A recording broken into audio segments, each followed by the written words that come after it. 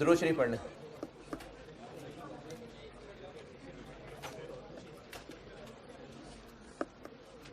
बर्दाश्त करें, कोई बात नहीं। पंखे से ना कोई फायदा नहीं होगा, कोई फायदा नहीं होगा, नुकसान होगा। शोर नुकसान नंबर 1, जो कूलिंग अभी किसी तरह बनी है वो खत्म हो जाएगी, नुकसान नंबर 2 है बिजली का ज़्या। नहीं नुकसान हो गया थोड़ा, अभी ठीक हो जाएगा थोड़ी देर में।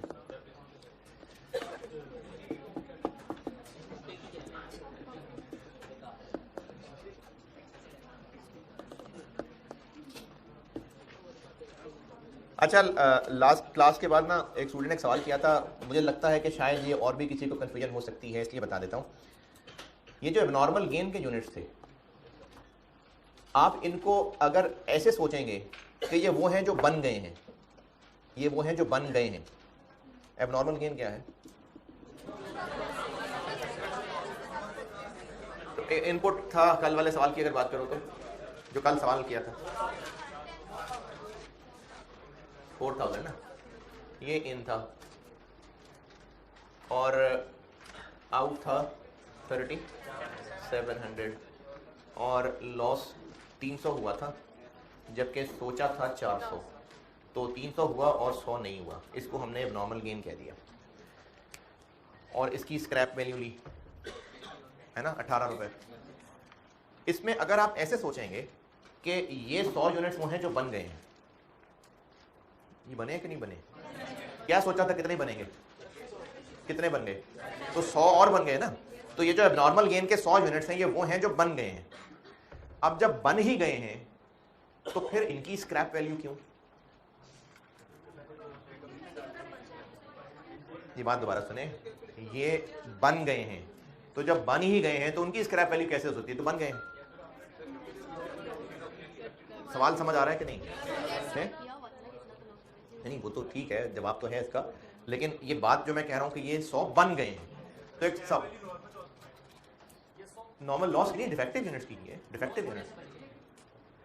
तो ये जो 100 बन गए हैं ना, ये जो 100 बने हैं, अगर आप ये सोचेंगे ना कि ये 100 हैं जो बन गए हैं तो फिर इनकी रिकवरी वैल्यू आपको कंफ्यूज करेगी।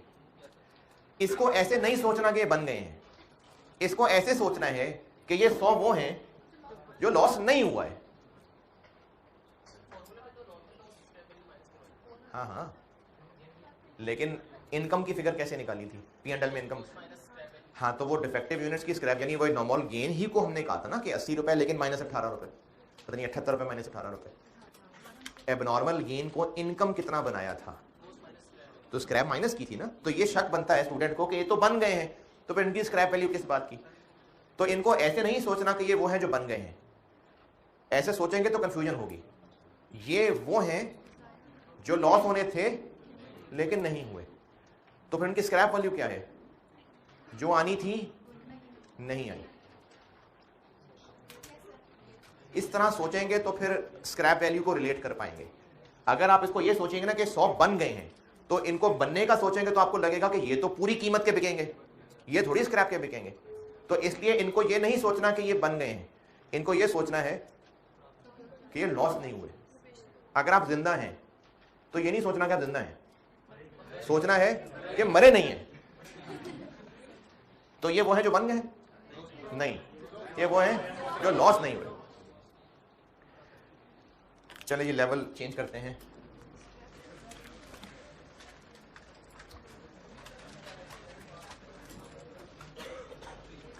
अच्छा, अब मैं आपको वर्क इन प्रोसेस सिखाने के लिए है जी 2 है, चले 2।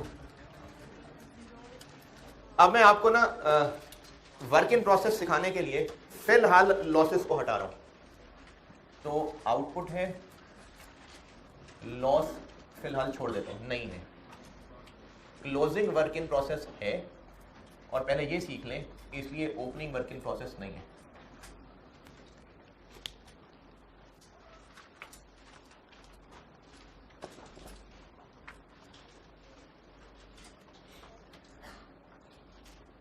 ओपनिंग नहीं है, क्लोजिंग है और लॉस वॉस कोई नहीं है। इसकी मिसाल ऐसे समझ लें कि जून के महीने में प्रोसेस 1 में इनपुट हुए 8000 kg, जून एंड पे अभी प्रोसेस में पड़े हुए थे 300 kg और आउट हो गए कितने 7700 kg। कभी मैं केजी लिख रहा हूँ, कभी लीटर, कभी यूनिट्स, तो यूनिट से मुराद बस जनरल वर्ड है यूनिट।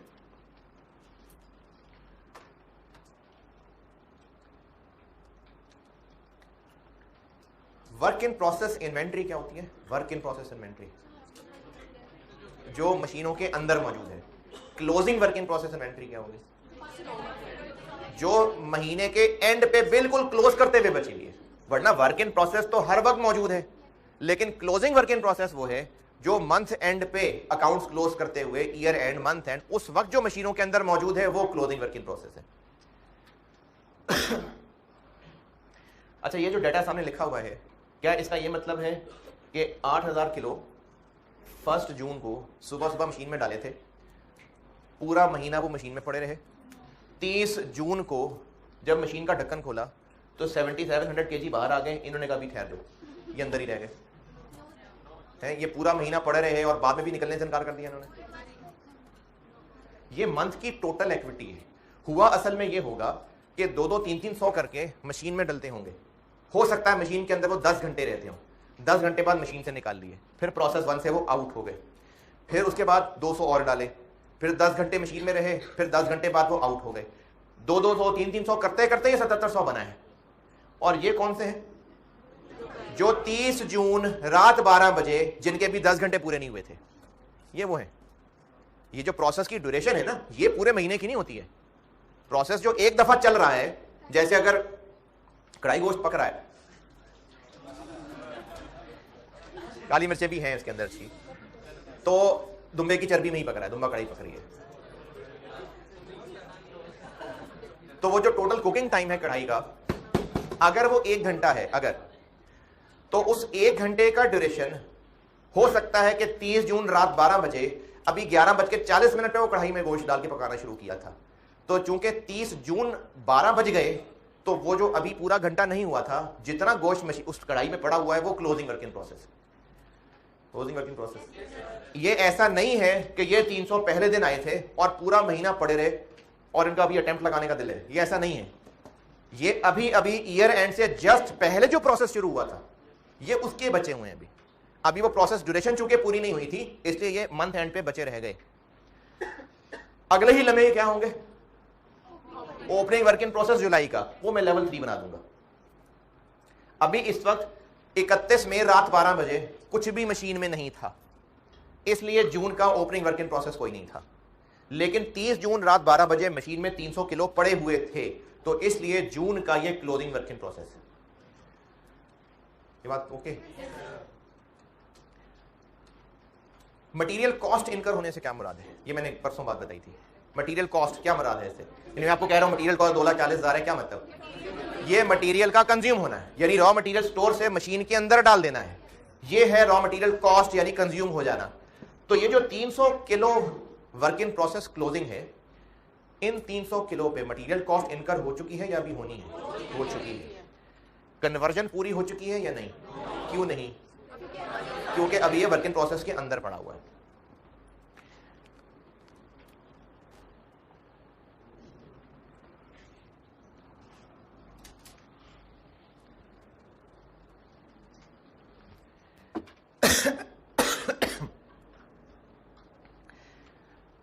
मैं नोट्स की अंग्रेजी तो लिख देता हूं, अभी आप ना, मैं ऐसी गंदी मंदी कैलकुलेशन कर रहा हूं, आप सिर्फ कैलकुलेशन ही देख लें और कैलकुलेटर पे मुझे करके बता दें।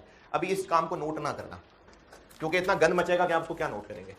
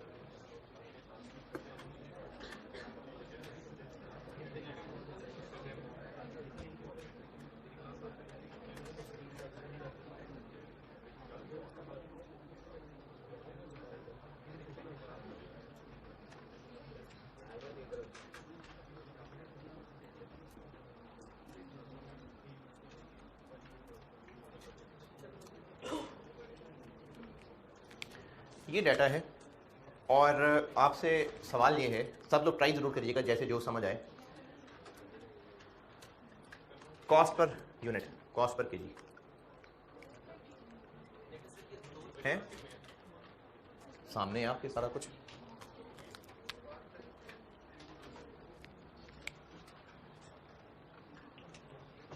बल्कि चले ठहरे रहने दें, ऐसी वो मैं एक सवाल का इंतजार कर रहा था, वो पूछा ही नहीं, मैं खुद ही बता देता हूँ। ये मुकम्मल हो गए चूंकि ये मुकम्मल है। किस डिपार्टमेंट से? नहीं, प्रोसेस 1 नहीं है। हाँ ये तो आपने बतानी है। अभी मैं जो मिसाल दे रहा था कि प्रोसीजर 10 घंटे का है, तो अगर एक प्रोसीजर 10 घंटे का है और ये प्रोसीजर शुरू ही कब हुआ, नॉर्मली ऐसा ही होता है, ये प्रोसीजर 10 घंटे शुरू ही कब हुए, जब मटेरियल मशीन में डला, ये मटेरियल मशीन में आ गया, ये मटेरियल कॉस्ट इनकर हो गई। अच्छा, अब इस 10 घंटे में क्या होना है? कन्वर्जन। अभी एक बात समझा रहा हूं आपको और ये पूरी प्रोसेस कॉस्टिंग में काम आएगी, इसलिए आप अभी कहीं पेज पे ना इसको लिख लेना, ध्यान से सुन लें और लिख लेना। पहले समझ लें, ये जो मटेरियल कॉस्ट का इनकर होना है ये मोस्टली शुरू में ही हो जाएगा। अच्छा, कुछ लेक्चर्स बाद में भी होगा, लेकिन मोस्टली शुरू में हुआ करेगा। शुरू में होने से मुराद ये है कि ये मटेरियल कढ़ाई में डालेंगे तो फिर आग लगना और सारा कुछ शुरू होगा। जो प्रोसीजर चलना है, जो आलू के पीस काट के डालने के बाद चिप्स बनने हैं, वो फ्रायर में डलने हैं, तो उसने फ्राई करना शुरू करना है। जो भी गैस का, बिजली का, वर्कर का खर्चा आना है वो मटेरियल डलने के बाद चल रहा है। तो नॉर्मली ऐसे ही होगा कि मटेरियल प्रोसेस में इन होगा तो प्रोसीजर शुरू होगा। अजम्पशन ये होती है कि जो कन्वर्जन कॉस्ट है ये पूरे प्रोसीजर में इवनली फैली हुई है।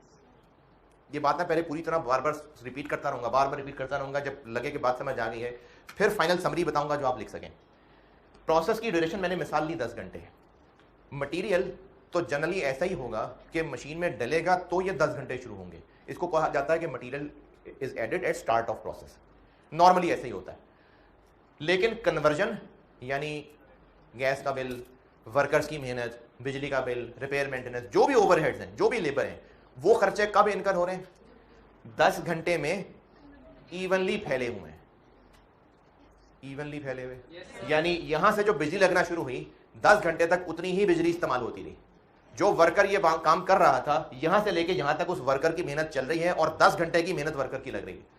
तो लेबर भी और जो भी ओवरहेड्स हैं वो इस 10 घंटे में इवनली फैले हुए हैं। चूंकि ये वर्क इन प्रोसेस है तो सवाल वाला लाजमी बताएगा, और असल में भी मैनेजमेंट कोई ना कोई अंदाजा करती है कि ये पूरे तो नहीं है, तो फिर कितने % कंप्लीट हैं। इसका असल अंदाजा तो फिजिकल हालत देख के असल कंपनी की मैनेजमेंट ही बताएगी। लेकिन नॉर्मली इसका तरीका ये होता है कि अगर ये 10 घंटे पकने थे, 30 जून रात 12 बजे 7 घंटे हो चुके हैं, तो इसका मतलब है 70% पक चुके हैं। इसको कहते हैं stage of completion 70%। 70% stage of completion का मतलब है कि इन्होंने जितनी देर पक के फिर बाहर निकलना था मशीन से 70% तक पक चुके हुए हैं। इसका मतलब यह है कि इन 300 किलो में से 210 किलो पक चुके हैं और 90 किलो अभी कच्चे हैं। नहीं, वो 300 किलो सारे के सारे मशीन में है और जितनी देर इन्होंने पकना था उसमें से 70% टाइम गुजर चुका हुआ। ये मतलब है इस बात का।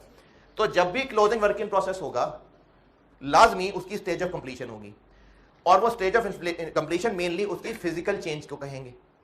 लेकिन चूंकि अजम्पशन कन्वर्जन के बारे में क्या है कि वो पूरे प्रोसीजर में, तो अगर आपको कहा जा रहा है कि ये जो क्लोजिंग वर्क इन प्रोसेस है ये कन्वर्जन के एतबार से 70% कंप्लीट है, तो इट ऑल्सो मीन्स, दोबारा सुनिए, कि अगर ये कन्वर्जन के एतबार से 70% कंप्लीट है तो इट ऑल्सो मीन्स कि कन्वर्जन कॉस्ट भी 70% ही खर्च हुई है अब तक, और जो फिजिकल इनमें चेंज आनी थी वो भी 70% आई। ये बात कहानी को समझ आई? मैं फिर रिपीट करता हूं ताकि जो कच्चा कच्चा रह गया वो पक जाए। प्रोसेस 1 की टोटल महीने की एक्टिविटी है। ऐसा नहीं है कि 8000 किलो शुरू में डले, पूरा महीना प्रोसेस में रहे और महीने के एंड पे इतने बाहर आ गए, ऐसा नहीं है। प्रोसेस 1 यानी इस फ्रायर के अंदर आलू डलना और चिप्स बाहर निकलना, ये अगर 10 घंटे का प्रोसीजर है, मैंने लिख दिया 10 घंटे, चिप्स तो 10 घंटे में नहीं बनते, तो मतलब मशीन 10 घंटे चलेगी, जो इसमें मटेरियल इन हुआ था 10 घंटे बाद आउट हो जाएगा। क्या हुआ देखें यार, कहीं एडजस्ट हो जाए।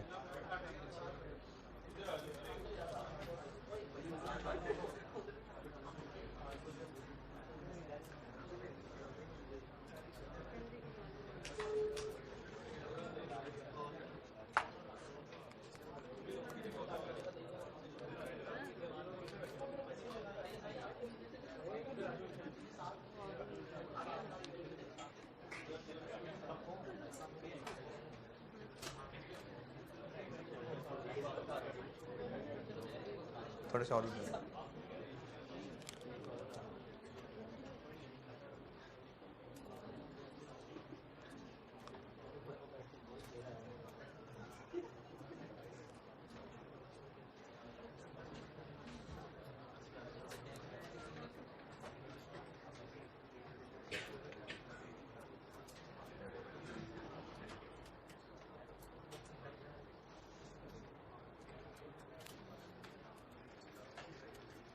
जी, मैं बता रहा था कि ये जो 7700 बने हैं और 300 क्लोजिंग वर्क इन प्रोसेस हैं, ऐसा नहीं है कि ये पूरा महीना ही पकते रहे और महीने के बाद इतने बाहर निकल गए और उतने अभी भी पकने को तैयार हैं, ऐसा नहीं है।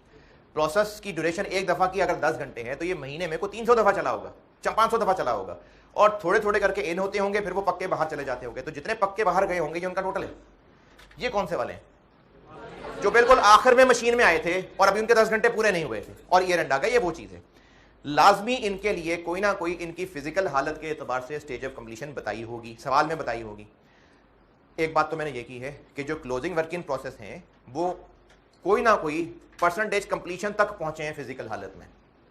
चले पहले तो इतना लिख लेना, ये जो क्लोजिंग वर्क इन प्रोसेस हैं इनकी यकीनन कोई ना कोई फिजिकल स्टेज ऑफ कंप्लीशन होती है कि ये ईयर एंड पे बचे हुए हैं, अब भी मशीन में है और इतने परसेंट हो चुके हुए हैं तैयार। फिर वही बात यार, अल्फाज ना कॉपी क्या करें, कुछ समझ नहीं आया मैंने क्या कहा, तो अपने आप को समझाना है, आपने लिख लें। चल लिखना यार, दोबारा सुन लें। एक बात मैंने की है कि जो closing work in process month and पे होते हैं, ये वो यूनिट्स हैं जो अभी अभी मंथ एंड पे प्रोसेस में आए थे और बचे हुए हैं। इनकी यकीनन फिजिकली कंप्लीशन चूंकि नहीं हुई तो उनकी कोई ना कोई फिजिकल स्टेज ऑफ कंप्लीशन बताई होगी। फिर बहुत लंबी बात होगी ना यार, आपने अपने लिए जो अपने आप को बताना है वो कोई 2-4 लफ्जों में नहीं बता सकते, 10 लफ्जों में बता लें।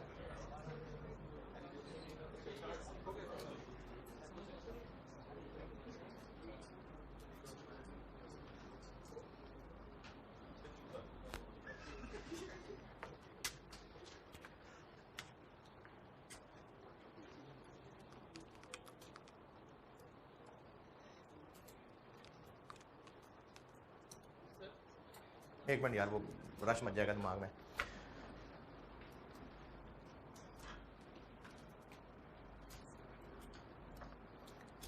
और जो अभी भी इंतजार कर रहे हैं, एक बार फिर मंथ एंड पे जो क्लोजिंग वर्क इन प्रोसेस हैं, ऑडियो रिकॉर्डिंग भी कर सकते हो,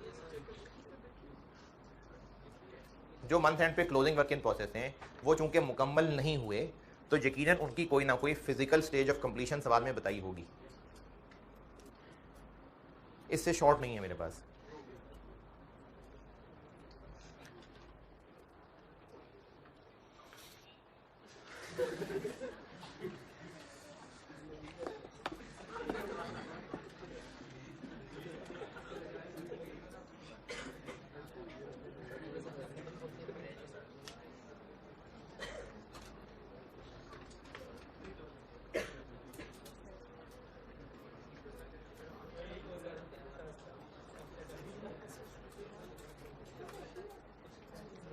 दूसरी बात कीमती ये की है मैंने कि जो मटेरियल है वो तो प्रोसेस में eight a point in time मुकम्मल डल जाता है जनरली शुरू, लेकिन कन्वर्जन के बारे में अजम्पशन ये है कि ये पूरे प्रोसेस ड्यूरेशन पे इवनली फैली होती है। दोबारा, material at a point in time एक ही दफा डल जाएगा प्रोसेस में और जनरली वो शुरू में होता है, लेकिन कन्वर्जन अजम्पशन ये है कि conversion cost through out the procedure time वो इवनली इनकर होती है।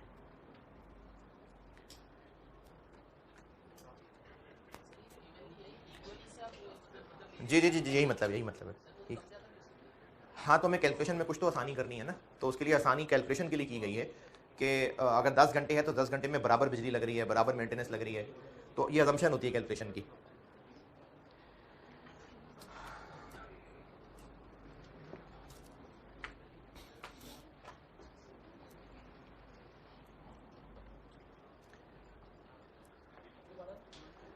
अभी भी जो लोग सोच रहे हैं मटेरियल इस प्रोसेस में फॉरन at a point in time डल जाएगा।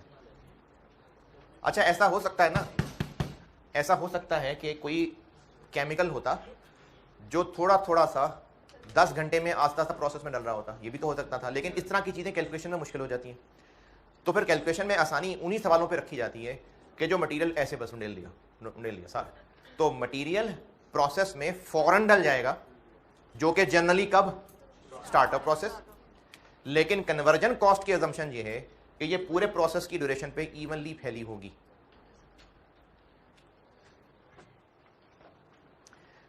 यहां तक बात लिखें, फिर आखिरी बात जहां जिसको तोड़ तोड़ के बता रहा था।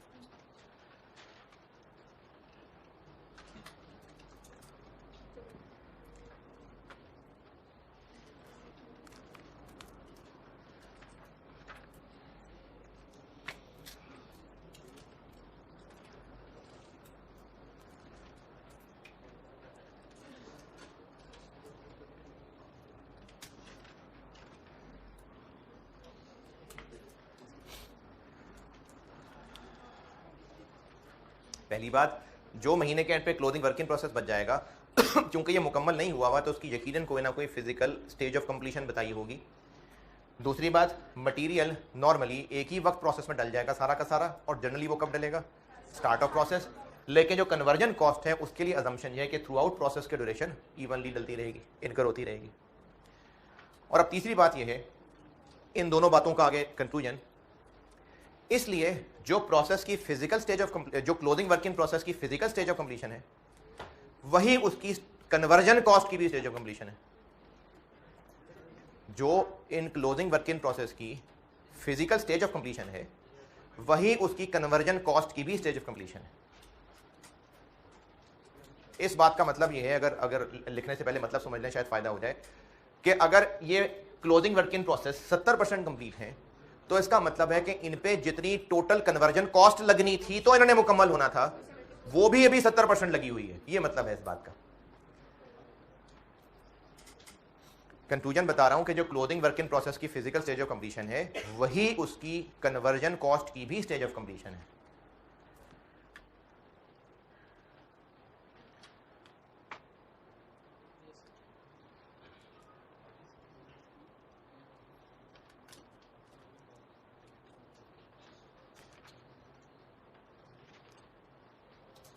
ठीक है जी, लिख लिया।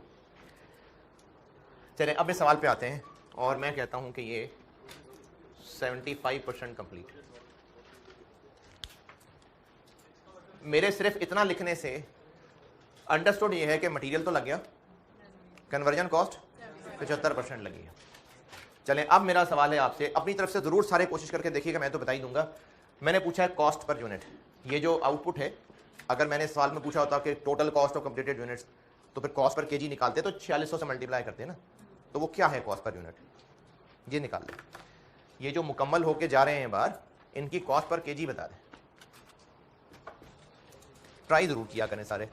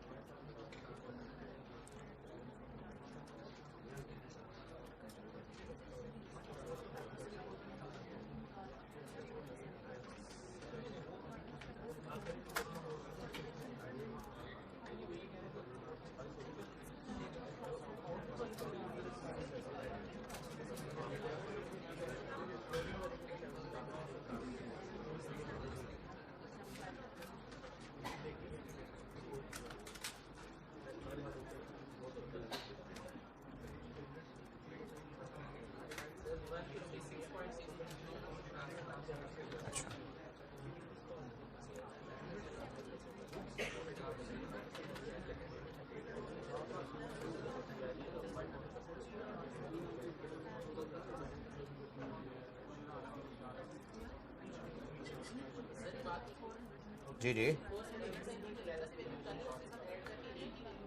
ये तो आपने सोचना है, मैंने बस पूछा है कि पर यूनिट कॉस्ट बता दें। ये जो 4600 बन रहे हैं पर केजी कॉस्ट पूछिए इसकी।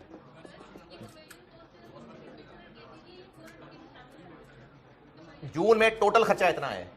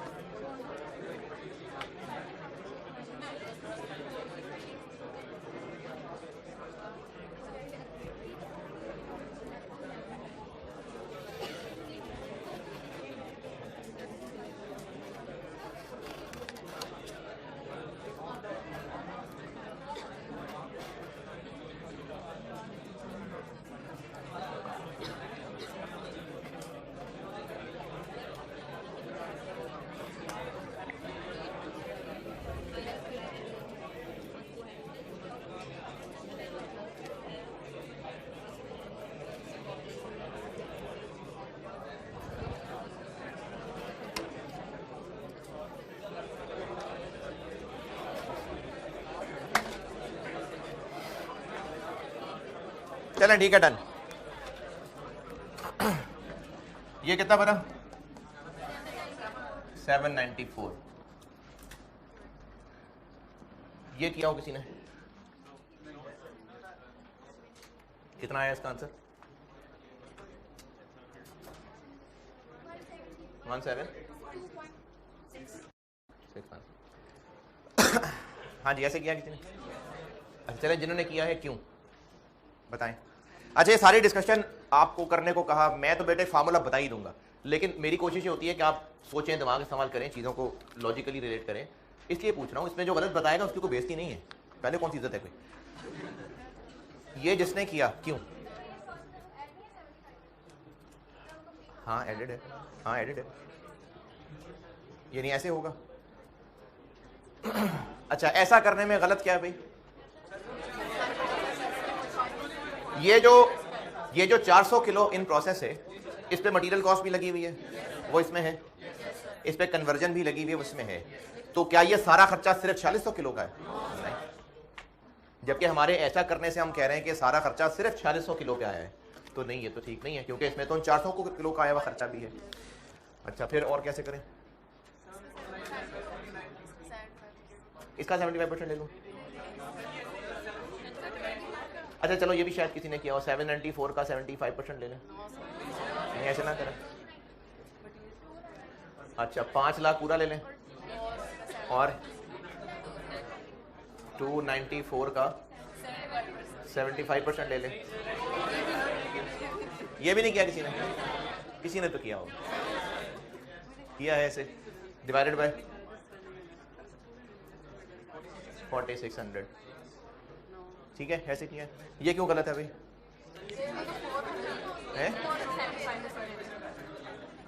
इसमें तो उन 400 किलो का मटेरियल भी शामिल है,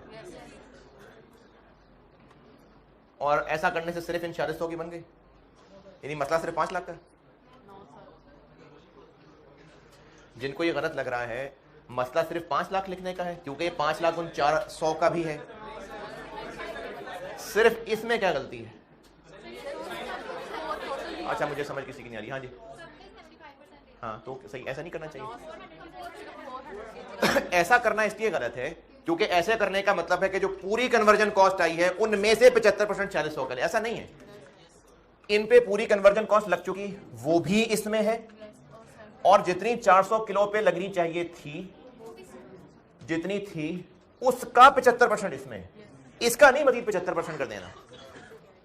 देखें जितना खर्चा, ये सारी बातें जो मैं कर रहा हूं ना, कमजोर दिल हजरात के लिए एक फार्मूला भी बता दूंगा, एक फॉर्मेट भी बता दूंगा, आप फॉलो करिए, सवाल बिल्कुल हो जाएगा।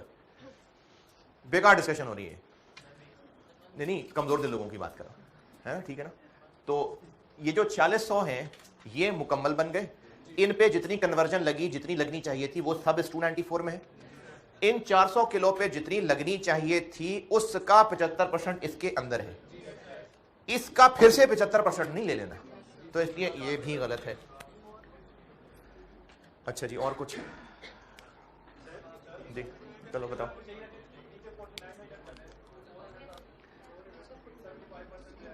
चलो शुरू से बताओ क्या करूं, बताओ, बोलो ना क्या लिखूं, बताओ। 5 लाख प्लस 294, ठीक है, फिर डिवाइडेड बाय 49 कैसे बना, 4600, और आपने ये किया है, ये किया है। अच्छा, इसमें क्या गलती है भाई, जिसको भी ये समझ आ रहा है उसमें क्या गलती है। मटेरियल को भी आपने इसी तरतीब से बांट दिया, जबकि मटेरियल तो पूरा है।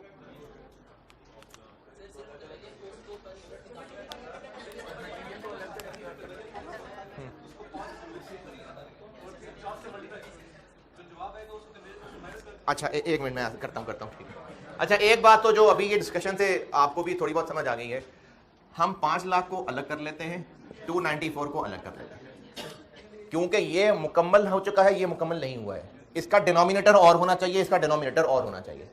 इसका डिनोमिनेटर क्या होना चाहिए, क्यों, क्योंकि ये पूरे 5000 पे लग चुका है। इसका क्या होना चाहिए, 400, 4600। अब बोलिए आप क्या कह रहे थे, किधर गया। हाँ जी, अच्छा, ये जो बच्चे बताते हैं ना, या मैं जिनमें से कहता हूं आप बता दें, और अगर वो गलत बताता है तो उस गलत बताने वाले को तो मेरी तरफ से शाबाश, बाकी लोग जो हंसते हैं उनको इग्नोर किया करें, क्योंकि हमारी कौम जो है ना वो अपना हासा कंट्रोल नहीं कर सकती। बस कुछ इधर कुछ स्लिप होए सही जरा, सब हंसने शुरू हो जाते हैं।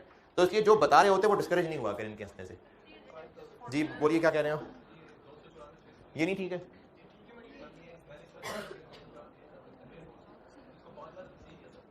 मसला यही है ना, 5000 पे डिवाइड करना ही गलत है, 5000 पे डिवाइड करना ही गलत है, ठीक है। चलें बस ठीक है, काफी सारे लोगों को मुझे छोटी छोटी आवाजें आई हैं, वो सब सही कह रहे थे काफी सारे, मैं बताता हूं। नहीं है, चल बोल।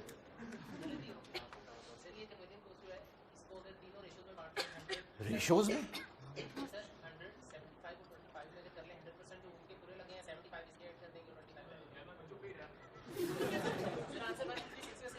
मुझे नहीं पता, अभी देखते हैं। नहीं, रेशो में बांटना तो, लेकिन किनका 25%, इनका। यार एक और एडजस्ट कर लो यार, कोई एडजस्ट कर लें, कर लें यार, अल्लाह जज़ाया खैर दे आपको, कर लें, एडजस्ट कर लें, स्टूडेंट को एडजस्ट कर लें।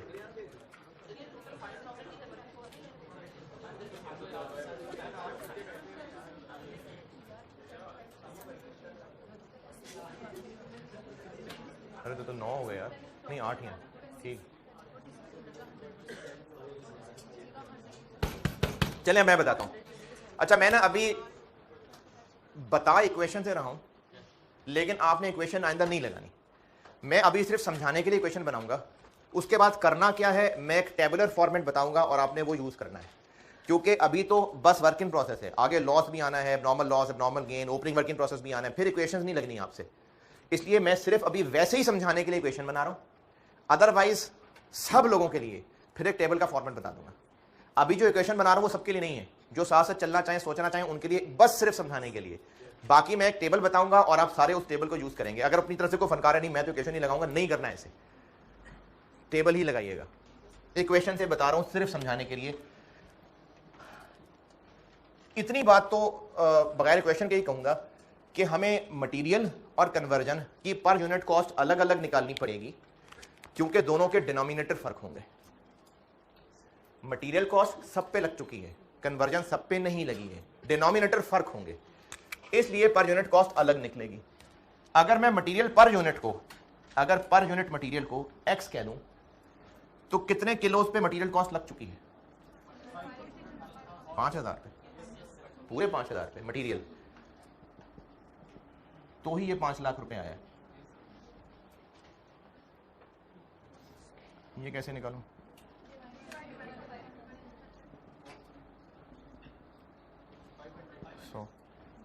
क्या 500?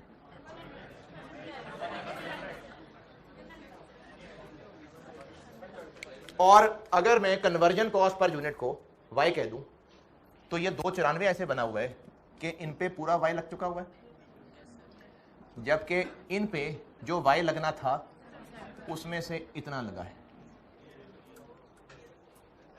तो ये 2,94,000 बना है।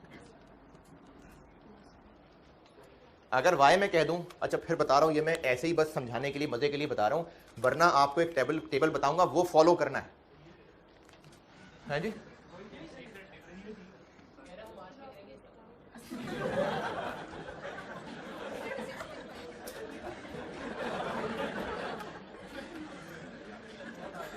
अगर एक यूनिट मुकम्मल हो जाए और उस पे कन्वर्जन कॉस्ट y लगनी हो तो इन पे इतनी लग चुकी होगी, और इन पे जितनी लगनी थी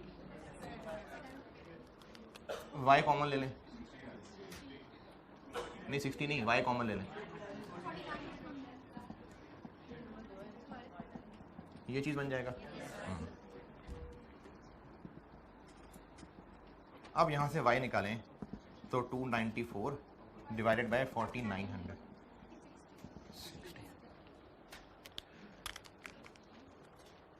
किसी को समझ आई बात?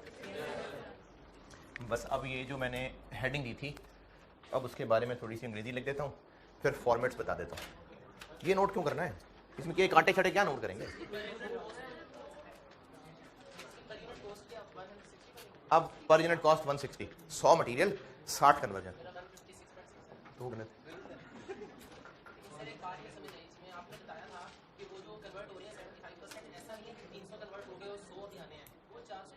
जी जी जी, मैंने इसीलिए तो कैलकुलेशन करके दिखाई है आपको।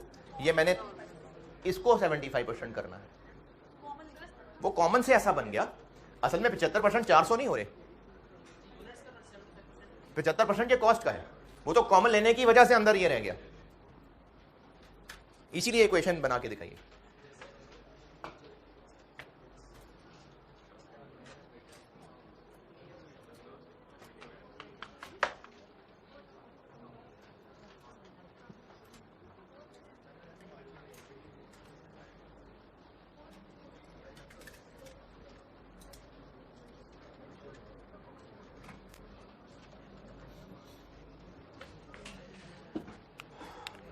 मैंने लेवल 2 की हेडिंग दी है, एक ये नीली वाली एग्जांपल बनाई थी, उसके बाद तो बस ज़बानी था।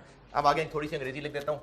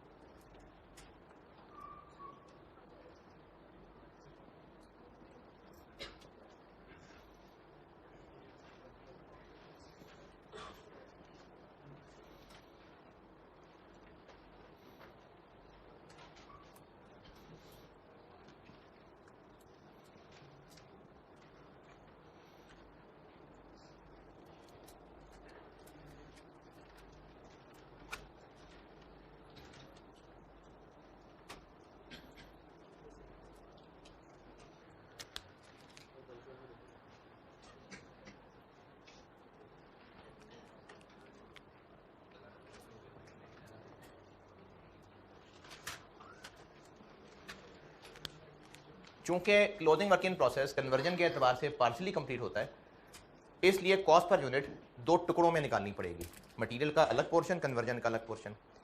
इस काम के लिए एक स्टेटमेंट सिखाने लगा हूं आपको, उसको कहते हैं स्टेटमेंट ऑफ इक्विवेलेंट प्रोडक्शन।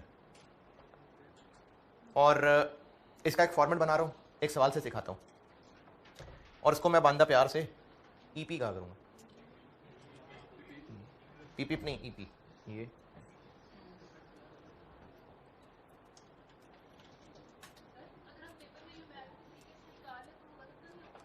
जिदबाजी नहीं करनी ना, मैंने कहा नहीं करना इक्वेशन से, क्योंकि पेपर में इतना सिंपल नहीं होना है।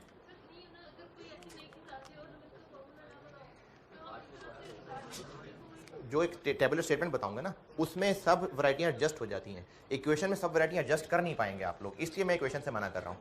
समझाई है, समझ आ रही है, शाबाश, बहुत अच्छी बात है, लेकिन यूज करने से मना इसलिए कर रहा हूँ क्योंकि एग्जाम में सिर्फ क्लोजिंग वर्क इन प्रोसेस नहीं होता, और बहुत कुछ होता है, वो इक्वेशन में मुश्किल हो जाता है एडजस्ट करना। वैसे समझ आ गया, ठीक है, अच्छी बात है। हमने पर यूनिट कॉस्ट अलग अलग निकालनी है। अब इस काम के लिए हम एक स्टेटमेंट ऑफ इक्विवेलेंट प्रोडक्शन बनाया करेंगे और उससे डिनोमिनेटर फाइंड किया करेंगे। क्या होता है डिनोमिनेटर? कॉस्ट पर यूनिट निकालने के लिए जिससे डिवाइड करना है, वो हम इससे ढूंढेंगे।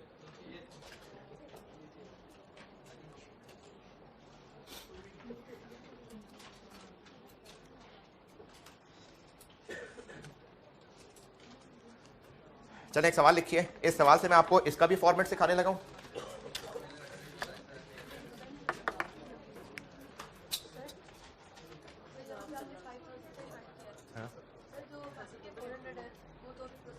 नहीं, लेकिन मटेरियल तो उन पे लग चुका है ना।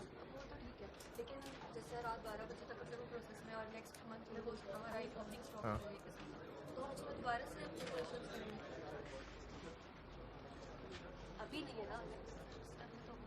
तो जब होगा तो बताऊंगा क्या करना है, अभी तो लेवल 2 है, लेवल 3 में बताऊंगा।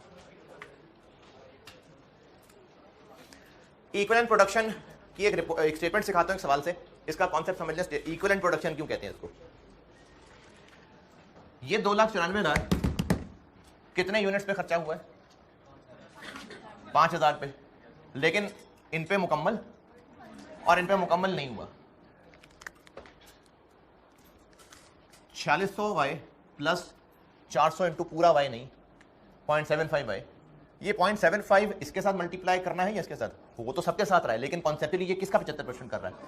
कॉस्ट को, यूनिट्स को नहीं। यूनिट्स तो पूरे 400 है, कर असल में ये इसको रहा है। अगर y कॉमन लेके इस शक्ल में कर लें, इसका आंसर क्या बना? 4900, यानी 4600 प्लस 300, तो भी 294 आएगा ना। यानी ये खर्चा 4600 पूरे और 400 अधूरे यूनिट्स पे आया है। इतना ही खर्चा आता अगर 4900 पूरे होते। असल में यह खर्चा 4600 पूरे और 400 अधूरे पे आया है। दिस खर्चा इज इक्विवेलेंट टू अगर 4900 पूरे पे आया होता, यानी 400 अधूरे इज इक्विवेलेंट टू 300 पूरे, या फिर ऐसे कह लें कि 4600 पूरे 400 अधूरे इज इक्विवेलेंट टू 4900 पूरे। ये होती है इक्विवेलेंट प्रोडक्शन, यानी इस 4900 को इक्विवेलेंट प्रोडक्शन कहते हैं। इस 294 को मैं y निकालने के लिए किससे डिवाइड करने लगा हूं? 4900 से ना। ये 4900 इक्विवेलेंट प्रोडक्शन है। और क्या असल में ऐसा हुआ है कि 49 बने हैं? बस कैलकुलेशन का नतीजा ये सिर्फ कैलकुलेशन का एक स्टेप आया था। तो स्टेटमेंट ऑफ इक्विवेलेंट प्रोडक्शन सिर्फ कैलकुलेशन करने का एक स्टेप है। इक्विवेलेंट प्रोडक्शन ये चीज है। क्या असल में 300 बने? बहुत नींद आ रही है। असल में 300 बने? ये सिर्फ कैलकुलेशन के बीच का एक स्टेप है, इसको इक्विवेलेंट प्रोडक्शन कहते हैं। चलिए सवाल लिखें। इस सवाल के साथ मैं आपको ये भी सिखाता हूं और एक स्टेटमेंट और सिखाता हूं। अब मैं आपको फॉर्मेट सिखाने लगा हूं, ठीक है? उन फॉर्मेट्स को फॉलो करेंगे। कॉन्सेप्ट यही होगा, लेकिन उन फॉर्मेट्स को फॉलो करेंगे। नहीं, वैसे जैसे अब बताऊंगा। ये तो कॉन्सेप्ट बता दिया ना, तो अब वो बता रहा हूं जो मार्च अटेम्प्ट में नहीं काम आना, वो अब बता दिया। Following information Following information relates to process 1 for the month of May. Following information relates to process 1 for the month of May.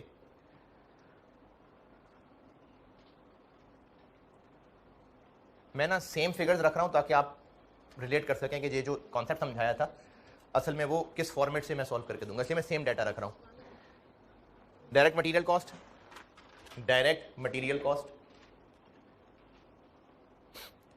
5 lakh रुपए और ब्रैकेट में लिखें 5000 units. Conversion cost 294,000. Closing work in process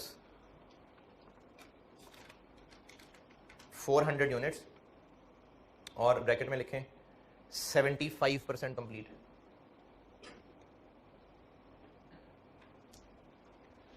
required है मुझसे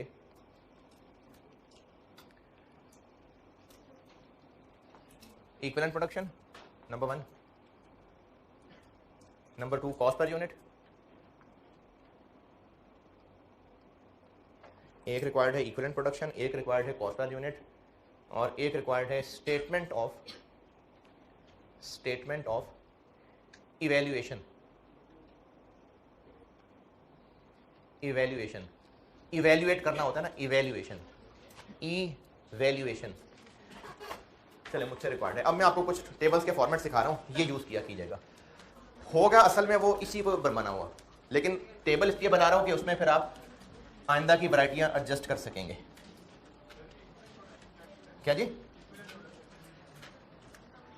4600 unit जो मुकम्मल बन गए और जो 400 अधूरे हैं. कैलकुलेशन के लिए किधर कौन है, कैलकुलेशन के लिए हम उनको 4900 बना रहे हैं. असल में 4900 यूनिट्स बने नहीं, असल में 46 बने हैं और 400 भी अधूरे हैं, लेकिन only for calculation this bracket is equal to 4900 units. इनको इनका इक्विवेलेंट प्रोडक्शन कहते हैं. ये सिर्फ कैलकुलेशन के लिए एक बनाई हुई चीज है बस जी. 46 जो है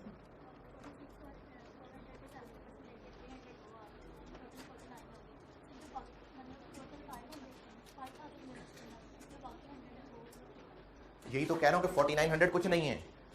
ये 4900 कुछ नहीं है, ये तो सिर्फ कैलकुलेशन करते करते एक स्टेप आया बीच में. फिजिकल यूनिट्स 5000 हैं, 4600 बन गए, 400 भी प्रोसेस में है. 4900 यूनिट्स कुछ नहीं है, ये सिर्फ कैलकुलेशन करते हुए हमने एक टेम्परेरी चीज बनाई है जिसको इक्विवेलेंट प्रोडक्शन कह रहे हैं. 60 रुपए कैसे निकला है? 294 को किससे डिवाइड करो? इस इक्वेशन को सॉल्व करें तो 294 को किससे डिवाइड करें? फिर 5000.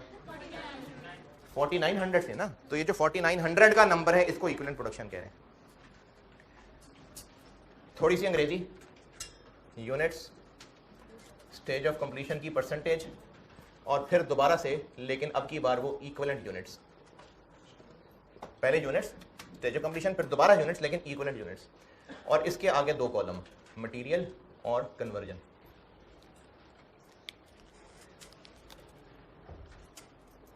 आउटपुट कह लें, कंप्लीटेड यूनिट्स कह लें, एक ही बात है. कितने हैं कंप्लीटेड यूनिट्स? 4600. ये 4600 कंप्लीट हैं या इनमें भी काम और होना है? ये दोनों के एतबार से 100% है. यानी इन 4600 मुकम्मल यूनिट्स को अगर हम मटेरियल के पॉइंट ऑफ व्यू से देखेंगे तो ये 4600 ही है और कन्वर्जन के पॉइंट ऑफ व्यू से भी ये 4600. क्लोजिंग वर्क इन प्रोसेस कितने यूनिट्स हैं? 400. लेकिन ये मटेरियल के एतबार से देखेंगे तो मुकम्मल हैं, लेकिन कन्वर्जन के पॉइंट ऑफ व्यू से देखेंगे तो ये 75% है. ये 400 मटेरियल के एतबार से पूरे हैं, यानी मटेरियल के एतबार से ये 400 ही हैं, लेकिन कन्वर्जन के एतबार से 400 यूनिट्स जो कि 75% कंप्लीट हैं, ये ऐसे ही है जैसे 300 कंप्लीट है. ये जो भी मैं वहां बात बता रहा था, 4600 तो असल में ही कंप्लीट है ना, तो वो इक्विवेलेंट भी कंप्लीट ही है. लेकिन ये जो 400 हैं ये मटेरियल के एतबार से तो हाँ 400 यूनिट्स ही हैं, लेकिन कन्वर्जन के एतबार से फिजिकली 400 यूनिट्स 75% कंप्लीट होना ऐसे ही है जैसे 300 यूनिट्स मुकम्मल हो गए होते। 400 यूनिट्स ये सिर्फ ना कैलकुलेशन का एक स्टेप है। 400 यूनिट्स पे 75% काम हुआ होना is equivalent to 300 units complete हो गया होना। अगर कहीं प्ले एरिया में जाते हुए या किसी और पार्क में जाते हुए बच्चे का हाफ टिकट है तो 4 बच्चों का टिकट इज इक्विवेलेंट टू 2 बड़ों का टिकट। अब है वो असल में 4 बच्चे ही, लेकिन कैलकुलेशन पॉइंट ऑफ व्यू से कहा जा रहा है कि 4 बच्चों का टिकट इज इक्विवेलेंट टू 2 बड़ों का टिकट। तो उस एतबार से हैं ये 400 यूनिट्स, लेकिन वो 75% मुकम्मल हुए हैं। तो 400 units 75% complete is equivalent to जैसे 300 कंप्लीट। और अगर बिल्कुल भी कुछ समझ नहीं आ रहा, इसके यूनिट्स लिखें, दोनों में सेम लिख दें। क्लोजिंग के यूनिट्स यहां लिखें, मटेरियल के एतबार से, कन्वर्जन के एतबार से स्टेज ऑफ कंप्लीशन लिखें। दिस इनटू दिस करके यहां लिख दें, दिस इनटू दिस करके यहां लिख दें।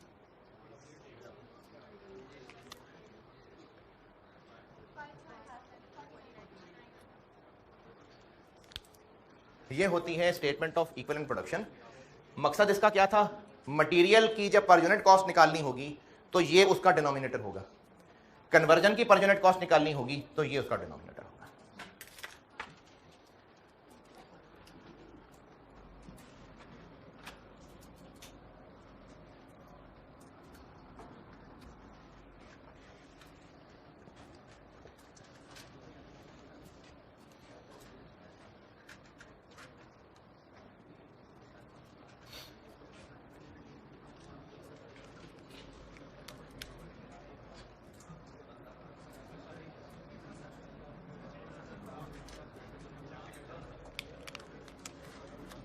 न्यूमरेटर कितना? मटेरियल के लिए 5 लाख और कन्वर्जन के लिए 294। डिनोमिनेटर इक्विवेलेंट यूनिट्स, इसके लिए 5000 और इसके लिए 4900। तो कॉस्ट पर यूनिट बन गई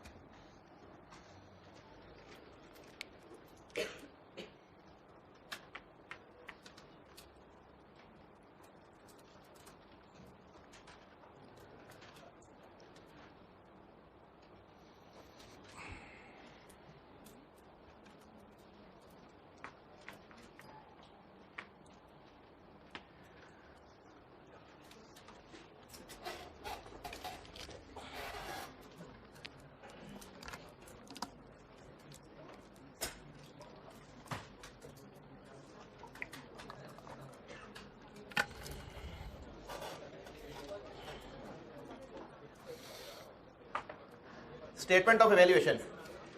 स्टेटमेंट ऑफ इवैल्यूएशन समझें जैसे इस प्रोसेस की मंथ की स्टेटस रिपोर्ट है, इस प्रोसेस 1 की, इस मई के महीने की एक परफॉर्मेंस रिपोर्ट है, एक स्टेटस रिपोर्ट है कि क्या आउटकम रहा और जो आउटकम रहा उसकी कॉस्ट क्या है। एक चीज इसमें आती है कॉस्ट ऑफ कंप्लीटेड यूनिट्स, कि जो आउट हुए उनकी टोटल कॉस्ट क्या है। कैसे कैलकुलेट करें? 4600 इंटू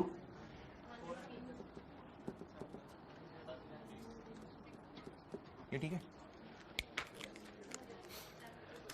इसकी क्या इंटरप्रिटेशन है कि जो यूनिट मुकम्मल होता है उस पर 100 रुपये मटीरियल और 60 रुपये कन्वर्जन लगती है, तो कितने यूनिट्स मुकम्मल हुए उन पे इतनी कॉस्ट लगी थी, टोटल 7। ये है कॉस्ट ऑफ कंप्लीटेड यूनिट्स। और इसका क्या रिजल्ट रहा इस प्रोसेस का? इस महीने में 400 यूनिट्स इन प्रोसेस हैं। Cost of closing work in process, इन पे क्या क्या कॉस्ट आ चुकी? मटेरियल भी आ चुकी और कन्वर्जन भी आ चुकी। इन 400 पे 100 रुपये पूरा लग गया, 70 है।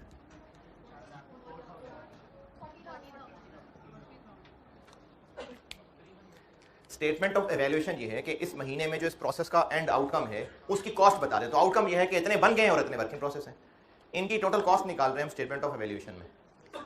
कन्वर्जन में क्या करूं, 400 पे पूरा 100 लग गया, 400 पे पूरा 60 लग गया, फिर 60 का इस 400 को 60 से पूरा क्यों नहीं किया, क्योंकि इस पे पूरा 60 नहीं लगा ना, 60 का 75% कितना। अच्छा है तो ऐसे 400 इंटू 60 इंटू 75%, लेकिन अगर मैं इसकी जगह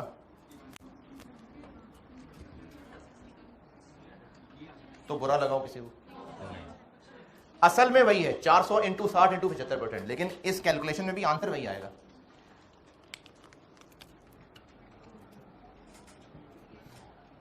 तो आप स्टेटमेंट ऑफ एवेल्यूएशन ऐसे ही बनाएंगे कि वो यूनिट्स कितने लिखे हैं इधर 4600, ये 4600 इंटू ये closing work in process. Material में कितने लिखे हैं, कैमरा इधर ध्यान करना यार, इधर भी कह रहा हूं, इधर भी इशारा कर रहा हूं, कितने लिखे हैं मटेरियल वाले कॉलम में 400, पर यूनिट कितनी है 400 इंटू 100। कन्वर्जन में कितने लिखे हैं वहां 300, ये क्या है 300 इंटू 60। ये स्टेटमेंट ऑफ वैल्यूएशन बनाने का तरीका होगा। होमवर्क ये है कि आप यही सवाल दोबारा करेंगे। ठीक है, अल्लाह हाफिज़।